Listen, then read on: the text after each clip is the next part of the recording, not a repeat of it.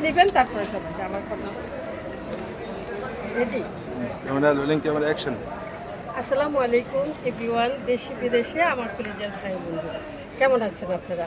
আশা করি যে যেখান থেকে দেখছেন অবশ্যই ভালো আছেন। আপনাদের দোয়ায় আমি পিপাসা খানও আলহামদুলিল্লাহ ভালো আছি। আমাদের বাংলাদেশ চলচ্চিত্রের শিল্পী সমিতির ইলেকশন চলছে।